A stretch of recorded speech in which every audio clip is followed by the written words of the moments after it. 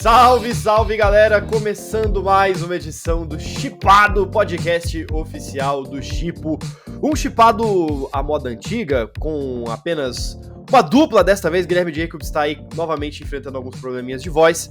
Estou aqui apresentando o podcast nesse lugar. Meu nome é Bruno Silva, estou aqui acompanhado dele, Thiago Romariz. Salve, Thiago. Vamos falar finalmente sobre o final desta temporada que terminou melhor do que começou, eu diria. É isso. Pelo menos. É isso. Como o Thiago já adiantou, este episódio do Shippado vai ser dedicado aí ao último episódio da primeira temporada de A Casa do Dragão, episódio 10, A Rainha Preta, que é o episódio que finalmente, declara aberta a guerra aí, o conflito da Dança dos Dragões, que quem acompanha a obra do George R. R. Martin sabe que é ali a disputa entre as duas facções de Targaryens pelo comando aí do Trono de Ferro, né?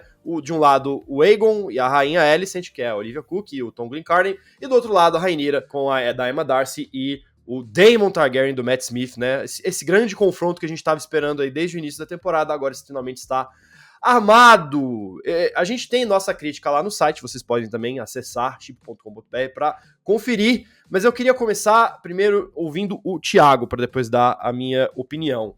A gente tem, né, do penúltimo episódio que foi inteiramente focado ali no lado dos verdes, né, como eles chamam, né, o pessoal dos Hightower, do Aegon, né, o episódio inteiramente focado ali na movimentação inicial deles para tentar pegar o trono ali imediatamente após a morte dos Viserys. Agora a gente tem um episódio que é focado no outro lado do confronto, né, a Rhaenyra, que no momento recebe a notícia da morte do pai dela ali em Dragonstone, né, que é a residência oficial dela, do Daemon, né, e recebe a notícia das mãos da tia dela, da Rhaenys, né. Inclusive eu queria dizer aqui pra todo mundo que eu estava certo, hein, porque rola a resposta o Daemon faz a pergunta que todo mundo queria que fosse falada, né? Ah, por que você não falou Dracarys? Por que você não resolveu aquilo ali? E ela falou que sim, a guerra não era dela pra começar.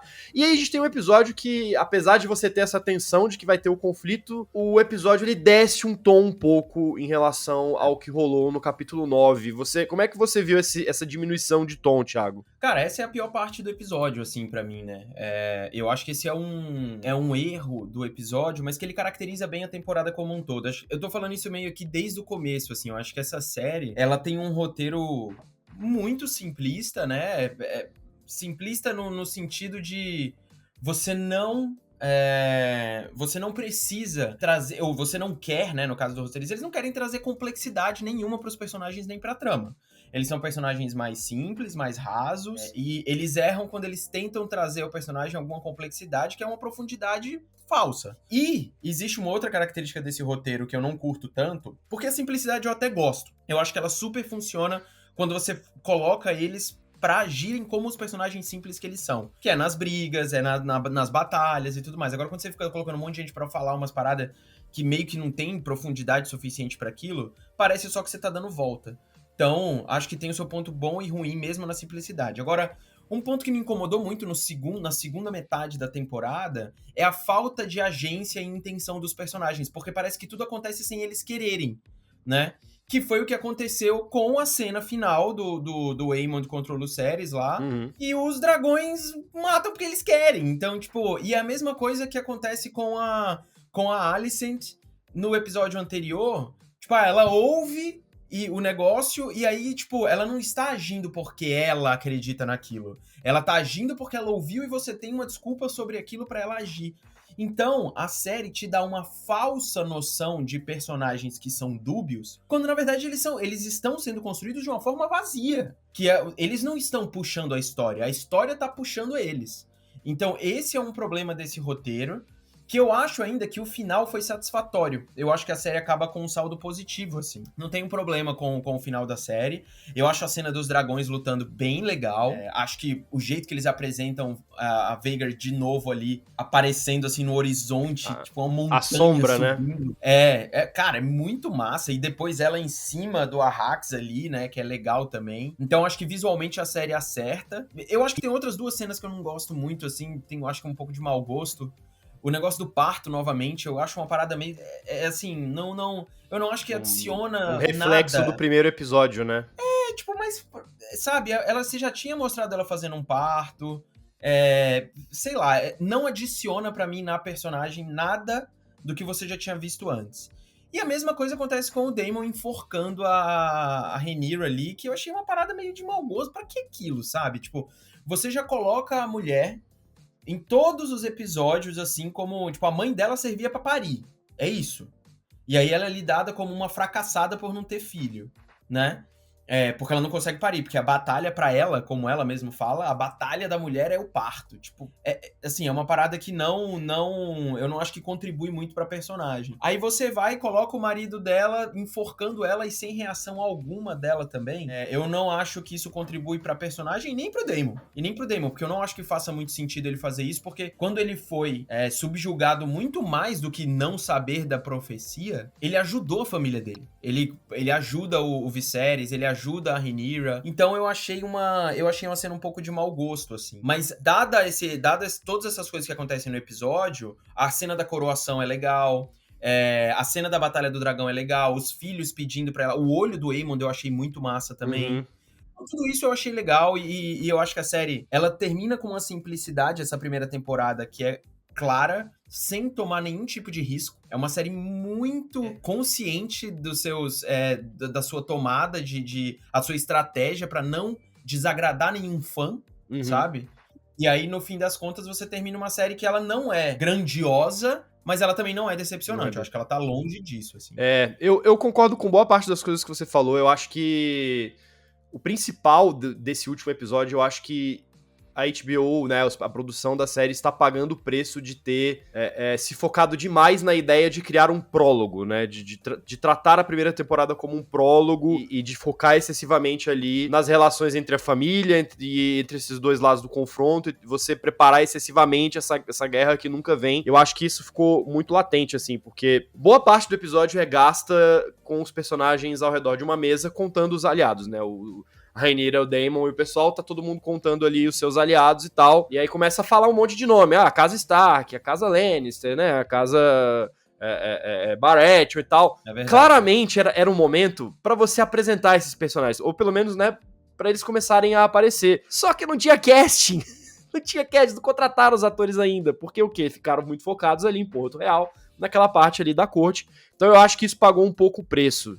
Né? E eu acho que eles tentaram contrabalancear isso em momentos que a série sempre foi forte, né? Eu acho que a gente tem que destacar que eu acho que ao longo da temporada a série conseguiu chamar muita atenção pelos seus momentos marcantes, seja sequências de ação, seja sequências que chocam mesmo, como por exemplo o parto da Rhaenyra e seu último parto. Eu acho que é uma cena bem, bem perturbadora, assim, né? E eu acho que ela é construída pra ser assim. Mas eu acho que isso acaba perdendo um pouco do efeito também. Eu concordo com você um pouco na parte do Daemon. Eu acho que o personagem já tava muito indo pra um lado completamente diferente desse, tipo, e agora ele... É meio que como se ele lembrasse que ele é mal também, sabe? Assim, meio sem muito sentido, sabe? Eu acho que de modo geral... É o lance... Desculpa, continue. Não, que eu acho que, assim, eu acho que o problema maior... Se esse episódio fosse o primeiro episódio da segunda temporada, eu acho que ele faria muito mais sentido do que sendo o último episódio da primeira. Eu acho que o último episódio... O episódio anterior, ele conseguiria encerrar tão bem quanto a temporada. Eu acho que tem um momento marcante ali da fuga, não sei o que, você tem uma grande cena espetacular ali. Sim. E aí você teria tempo pra você endereçar esses problemas, né? Tipo, porra, vai falar dos Stark? Pô, aparece o cara lá, o Stark lá, que inclusive falam que vai ser super importante na segunda temporada. Né? Vai ter o Lannister, mortos o Lannister lá e tal. E isso, eu acho que isso ficou faltando. O lance do Daemon, pra mim, e realmente você tem razão com esse negócio de dar um sentimento de prólogo, né? O problema é que o prólogo de verdade tá nos 5 últimos episódios, não nos 5 primeiros, né?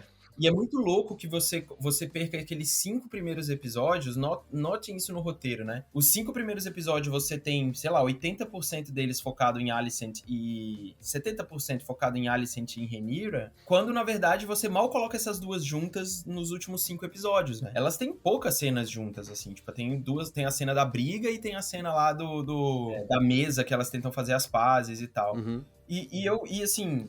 Boa parte dos primeiros episódios também você coloca no Viserys, né? Você divide ali entre o Viserys e o Daemon. E no fim das contas, eu sempre achei o Daemon um personagem mais interessante, mas eu acho que ele é escanteado e a cena do enforcamento, por exemplo, é aquela falsa noção de profundidade, de personagem cinza que que a série quer dar, né? Do tipo, não existe ninguém bom e ninguém mal.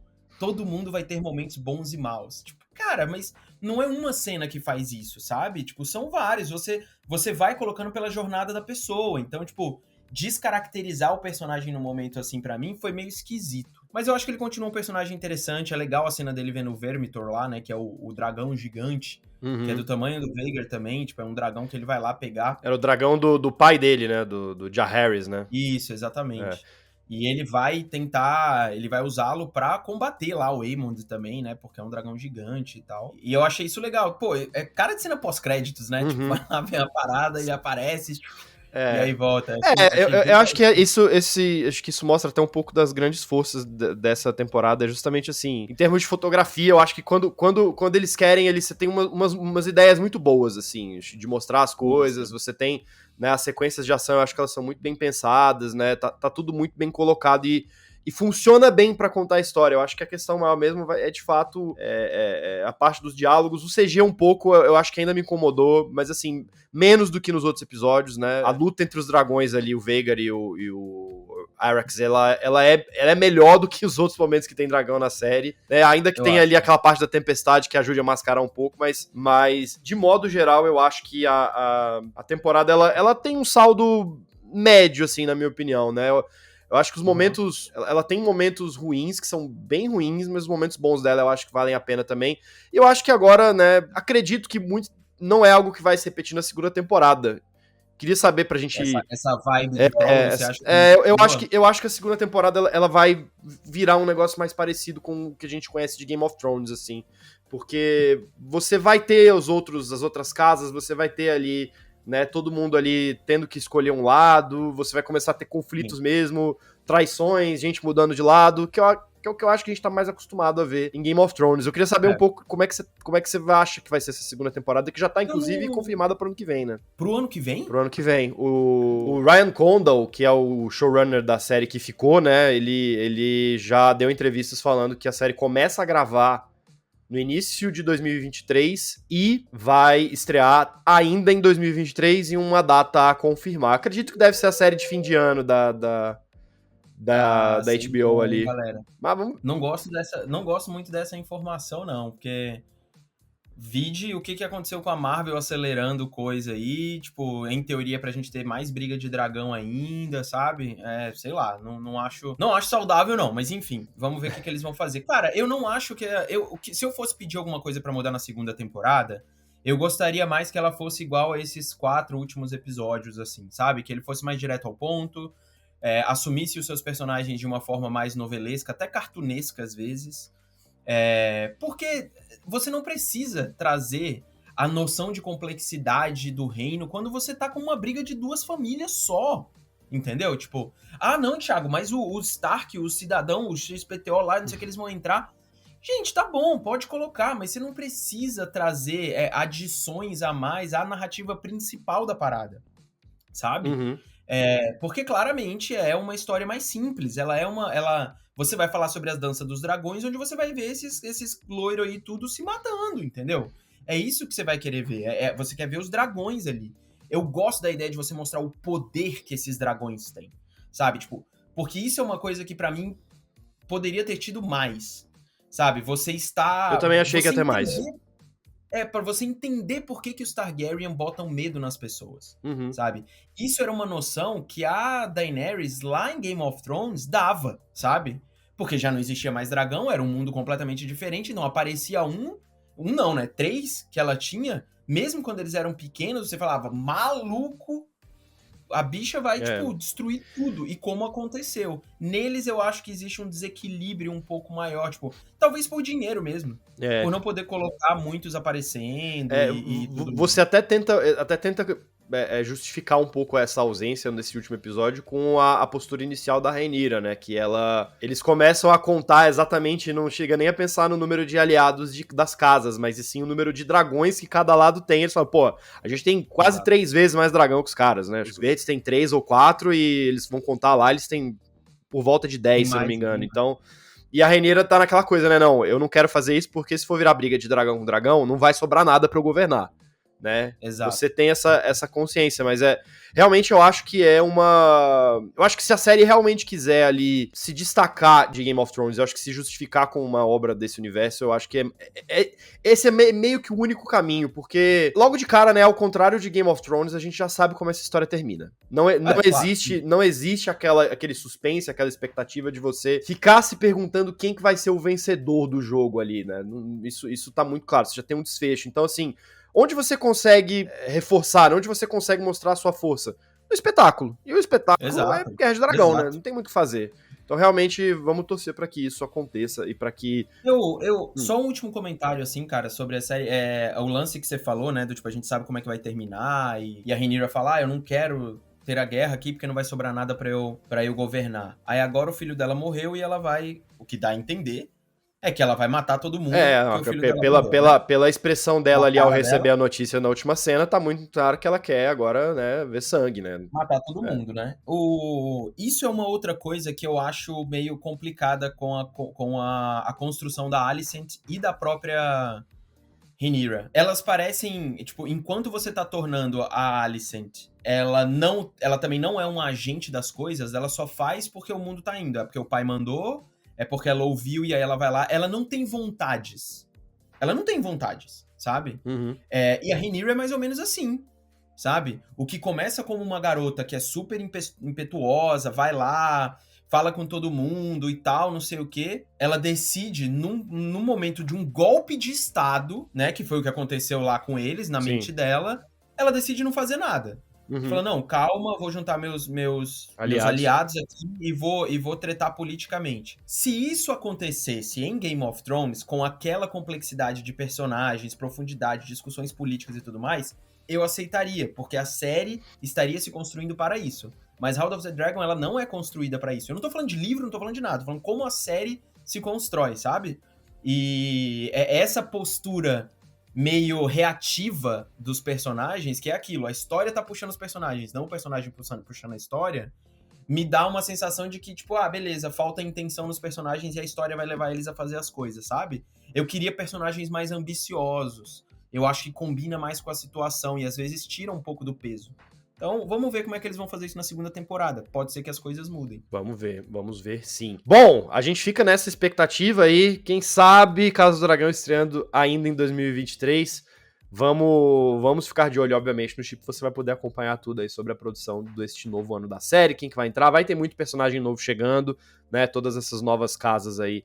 Não tão novas assim, né? Acho que a gente vai ver muitos nomes conhecidos aí se aliando ou ao lado dos verdes ou ao lado ali da Rhaenyra e do Daemon. Antes da gente encerrar, vamos falar muito rapidinho do trailer de Homem-Formiga e Vespa Quantumania, o terceiro filme solo do Homem-Formiga, que vai estrear em fevereiro do ano que vem. Teve aí, acho que foi o primeiro grande trailer, né, que a gente teve aí realmente mostrando o que vai acontecer no filme e tudo mais, né, e eu vou começar pelo final do trailer, que eu quero saber de você, Thiago, porque a gente tem a revelação, né, a apresentação formal do Kang, que é o personagem do Jonathan Major. Já apareceu uma variante dele na primeira temporada do Loki, né? Só que agora a gente tá vendo ali o Majors como esse vilão aí, que vai ser o grande cara das fases 5 e 6 do MCU. A gente vai ter um primeiro vislumbre de quem é essa figura agora. Como é que você... O que você achou do visual, do personagem? Visualmente ele é perfeito, bro. Perfeito, né? Não tem nem o que falar. Ele é perfeito, assim. É exatamente o que tá nos quadrinhos. A gente chegou no momento, né? Isso já tem alguns anos, mas... A gente chegou num momento onde, literalmente, os estúdios podem pegar o que está no quadrinho e colocar na tela, porque as pessoas já aceitam. Tipo, se você fosse imaginar um cara roxo, como o Thanos, com armadura, há uns anos, ou agora um cara que tem a cara azul e um uniforme verde e roxo, você não ia aceitar tranquilamente. Iam transformar ele meio que no Morpheus do Matrix pra aceitar ele, sabe? Alguma coisa do tipo. E agora não, agora o cara tá lá, mano, com aquela armadura zona dele, sabe, tipo... E o Jonathan Majors, ele é um baita ator. Ele é um baita ator. Então, tipo, ele tem tudo pra dar muito certo. Veja já como... Eu assistia 2 trailers antes desses, né? Na D23 e na San Diego Comic Con, que é basicamente a mesma estrutura de trailer, só que eram maiores, né? Esse trailer tem 2:20, os que eu assisti lá tinham uns 4 minutos, assim, mais ou menos. Então eu vi mais da cena... daquela parte primeira de comédia lá, né? Antes deles irem pro laboratório e tudo mais. porque dá pra ver que vai ser um filme de aventura de família, né? Então, tipo, a família vai pra dentro do reino quântico.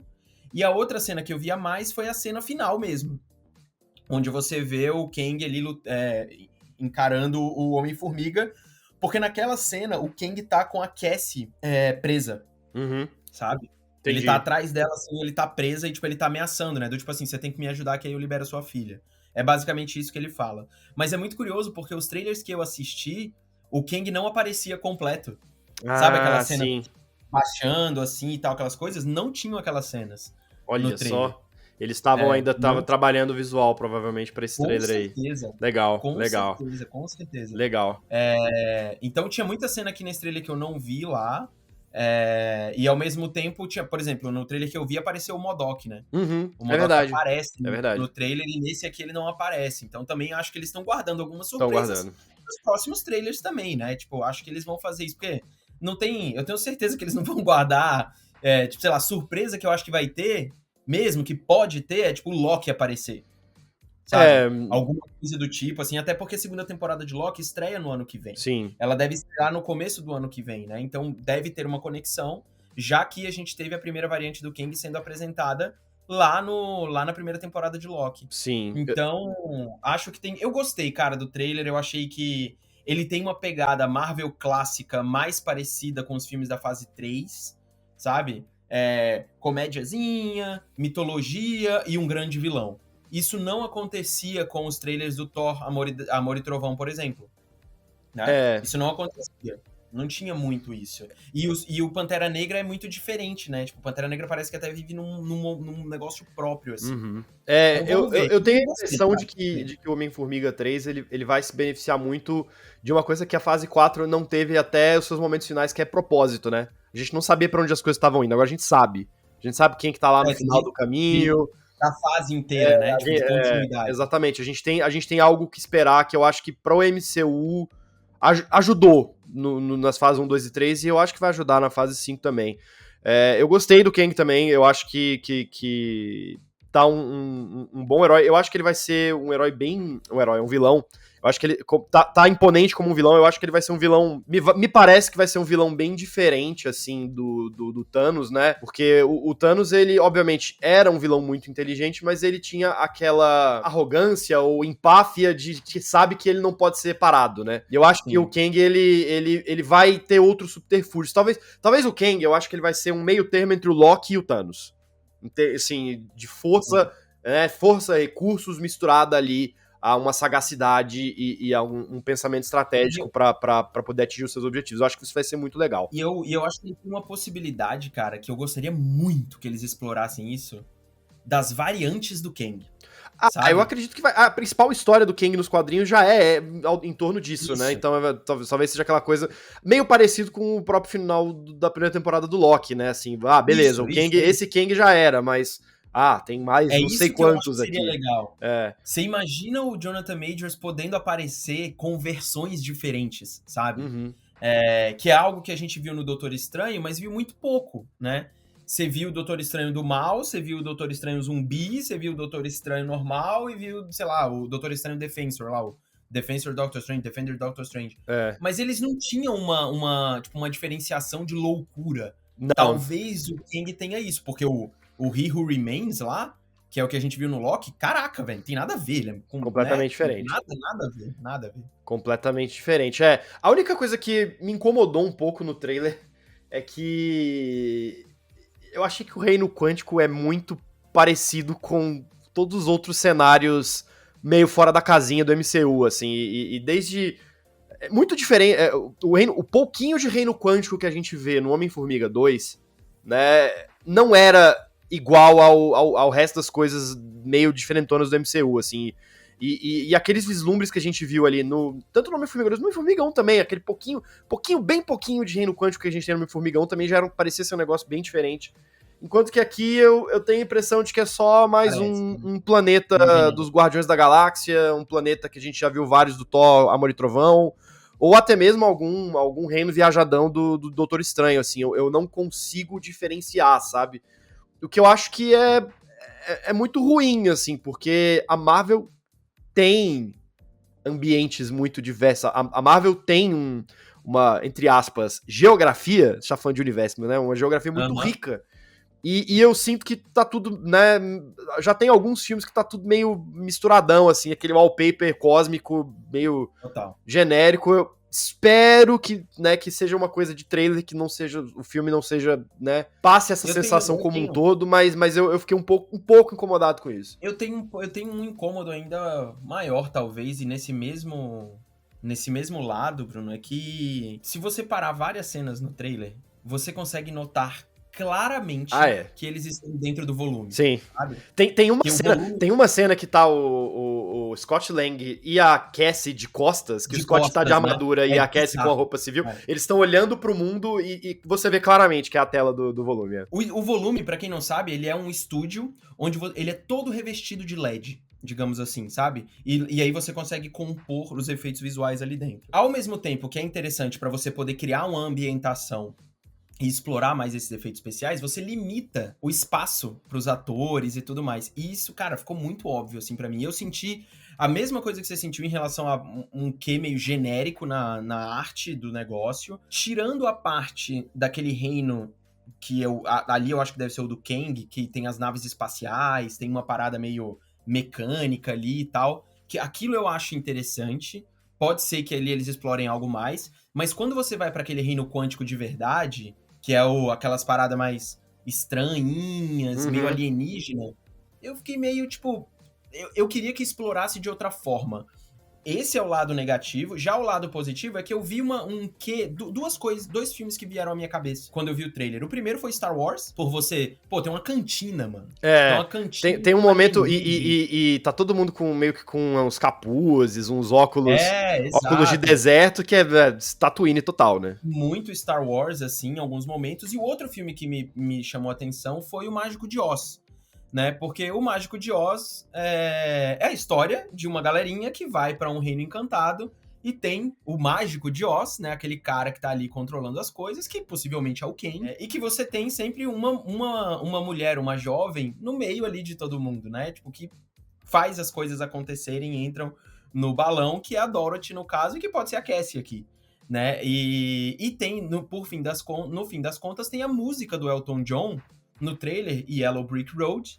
Sim. Goodbye Yellow Brick Road, que é a estrada de tijolos, né? Que é a estrada de tijolos do Mágico de Oz também. Então, pode ser que esses filmes, e principalmente o Mágico de Oz, sejam uma alusão que o Peyton Reed vai querer fazer com esse filme como um todo, que eu acho que nos trailers ainda não deixou claro.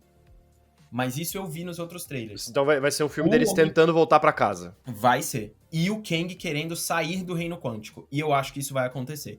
Esse filme vai acabar com uma tragédia, assim, sabe? Eu acho que esse vai ser mais ou menos o que vai percorrer nessa coisa toda. Mas vamos ver o que vai rolar. Tem muito ainda. Tem muito ainda. Antes de Homem-Formiga abrir a fase 5, a gente vai ter o Pantera Negra Wakanda para Sempre fechando a fase 4. Inclusive, o filme tá para estrear muito em breve e a gente deve ficar de olho aqui, trazer tudo para você, todas as impressões aqui no Chipado. Obviamente, a gente também vai ter aí o novo arco de Endor, que acabou de começar, né, o episódio de número 8 da temporada, e muito mais. Tem naquele momento que as séries todas ali que se iniciaram no finalzinho de agosto, início de setembro, estão terminando, e agora a gente tem os blockbusters aí saindo do final do ano, e a gente espera aqui a sua participação. Já siga aí o Chipado no seu tocador de podcast favorito, avalie. Se você tá aqui vendo a gente no YouTube, assine o canal, curta esse vídeo, compartilhe, deixe seu comentário para chegar a cada vez mais pessoas aqui, mais fãs de cultura pop, este vídeo. Tiagão, tamo junto, nos vemos então no próximo Chipado. Guilherme Jacobs provavelmente de volta com sua voz recuperada. E pra continuar falando aqui desse maravilhoso universo da cultura pop. Tamo junto, gente. Obrigado e até a próxima.